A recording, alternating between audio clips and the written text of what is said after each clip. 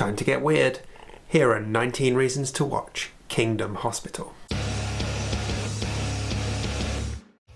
Hi everyone, welcome back to my channel. I'm Dave Musson, at Dave Musson on Instagram, and this is the place where I talk to you about all things Stephen King. Thanks so much for checking out this video. In the description you can find links to my own fiction, my Stephen King quiz book, the Constant Writers podcast, my newsletter, a bunch of stuff like that. But most of all, thank you for giving this video a try. I hope you enjoy it. So this time we're still in 2004 and we are covering Kingdom Hospital, a 13 episode series that could be the very definition of a Stephen King curio.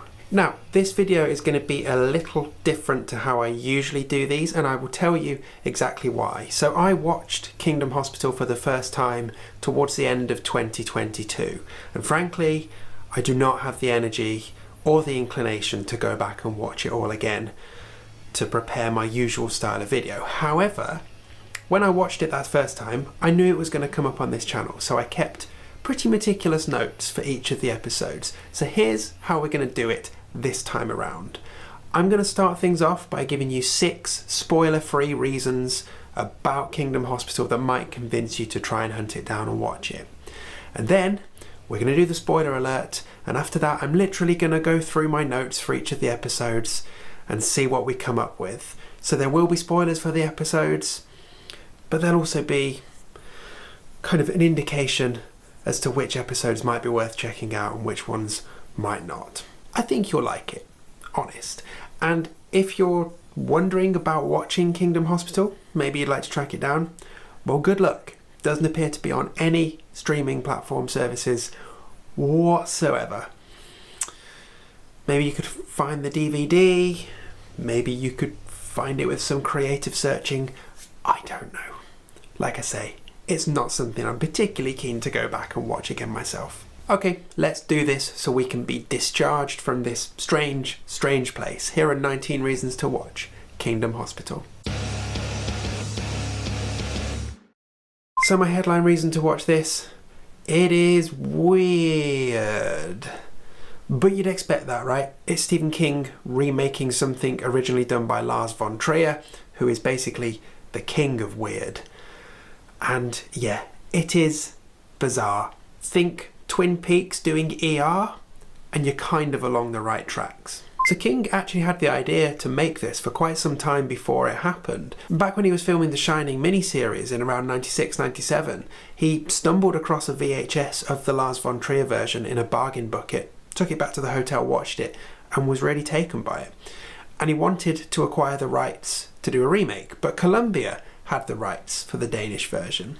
After a few years, Columbia realised that their plans to make it into a 2.5 hour thing just wasn't going to work. So they agreed to let King have the rights in return for them getting the rights to do Secret Window, which of course they released in 2004, the same year that Kingdom Hospital came out. So at the time, King described the finished product as, and I quote, "The thing I like best out of all the things I've done."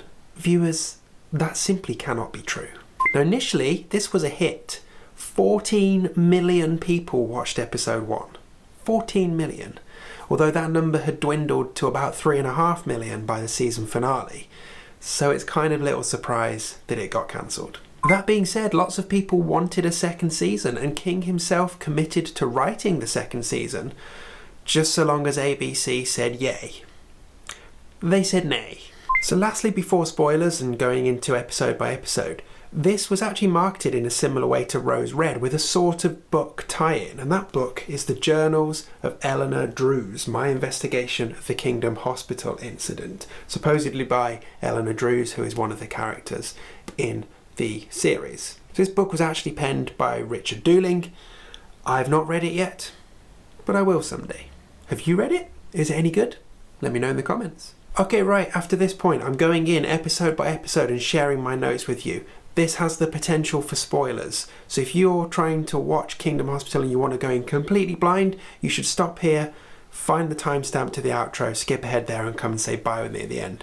Otherwise, if you're not bothered about spoilers, or if you've watched Kingdom Hospital in the past and you just want your memory jogged, or if you're just here for the ride, stick around, because I've got lots more reasons for you to watch Kingdom Hospital.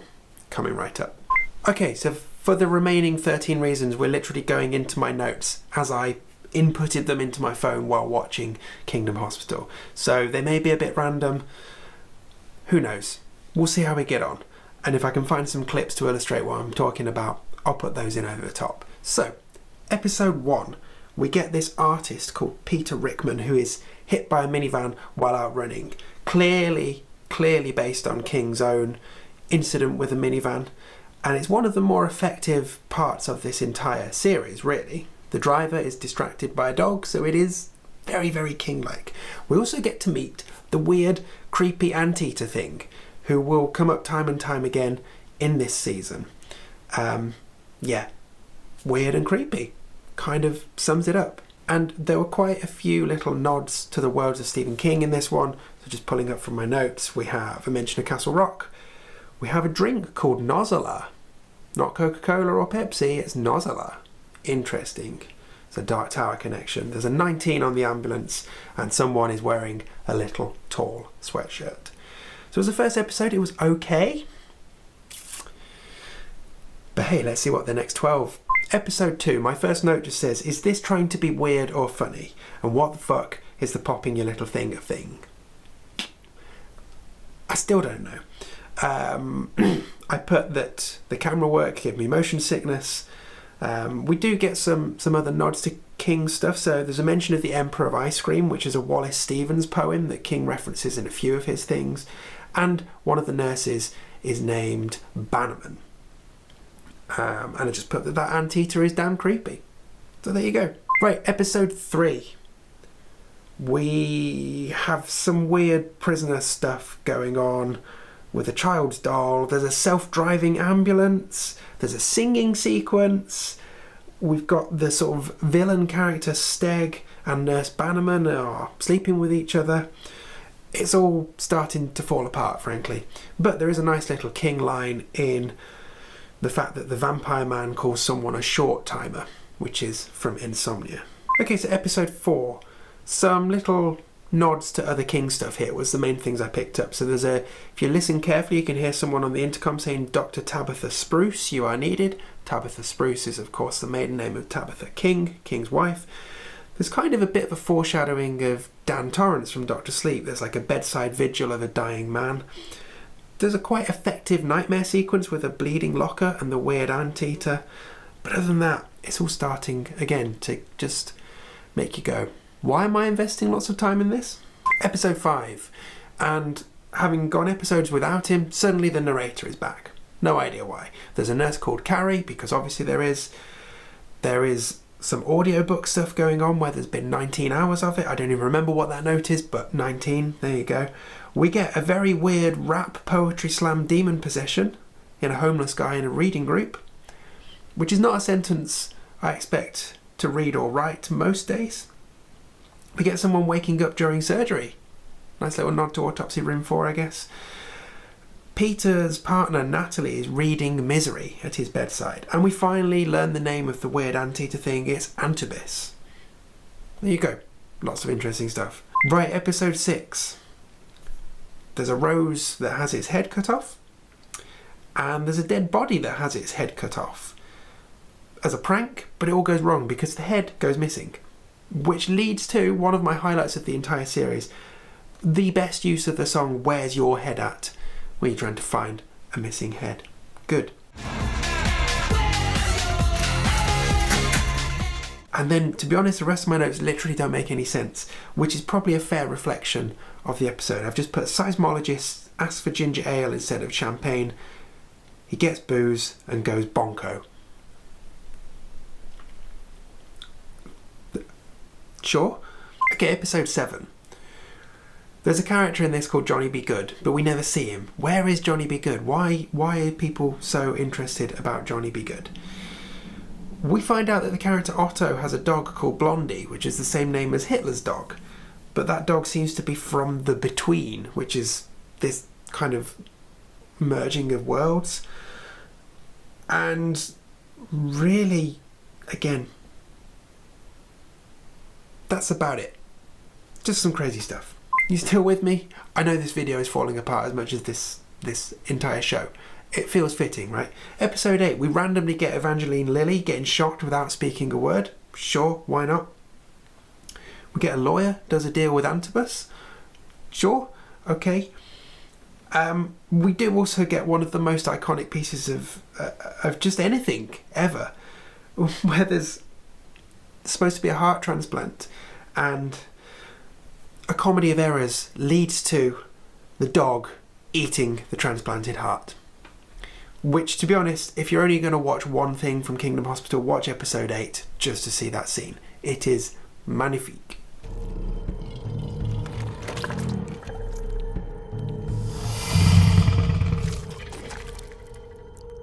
Episode 9 is like this bottle episode all built around the World Series in baseball. We get flashbacks of this guy from 87 who dropped a catch and ended up like killing himself.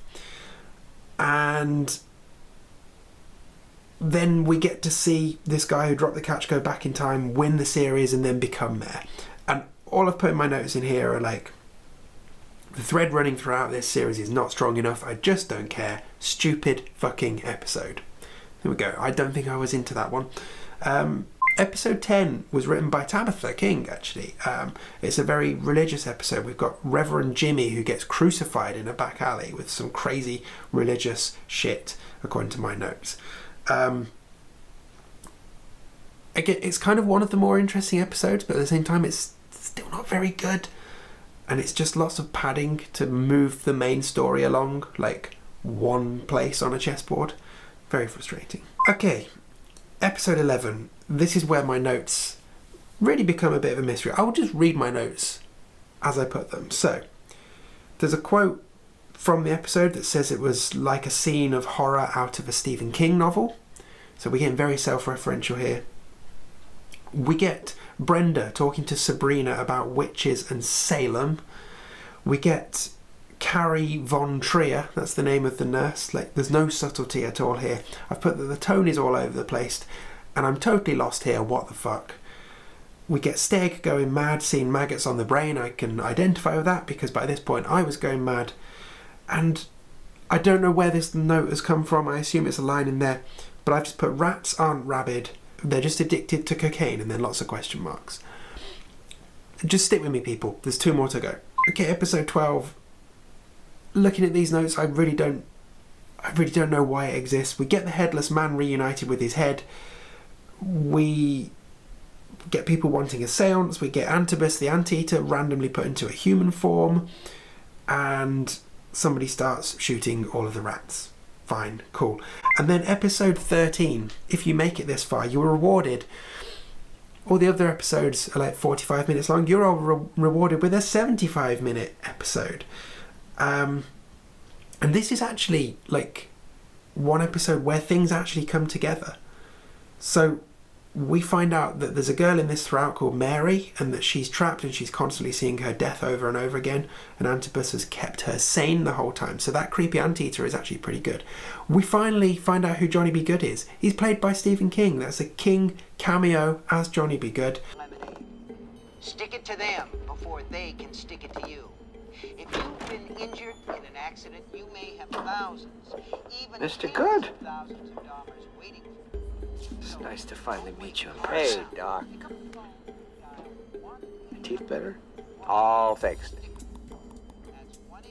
And I've put literally the highlight of the entire series, although on reflection I think the dog eating the heart is probably better. And then we do get a seance, and according to my notes we've got seance. The seance reveals all of the story that this fucking series has been lacking for the 12 previous episodes. So the whole point is that for every kid who dies at the hospital, they get extra insurance. And then there's loads of flashbacks that just make it really annoying. Loads of stuff happen, but then when everything is resolved, Nozola has changed to Pepsi on the machine. So maybe we've transitioned from a Dark Tower world back to our world. And then I've put the stupid ending with Steg to try and set up season 2, followed by an almost Langoliers-esque jump, and then we get fucking Mary's face in the stars just like The Stand. And my final notes on this episode and this entire series are Jesus fucking Christ. So there we go. We have covered Kingdom Hospital. We never have to talk about that again. Good job, everyone. Thanks for sticking with me. Do you like Kingdom Hospital? Let me know in the comments. Have you ever watched it? I won't do an episode like that again because that was too random. But it just had to be done. Okay? We are there now. All good. All sorted. Do check out the links in the description to my Stephen King quiz book and a bunch of other things. Thank you for getting this far. And come back next time because it's going to be much better because it's this month's book special.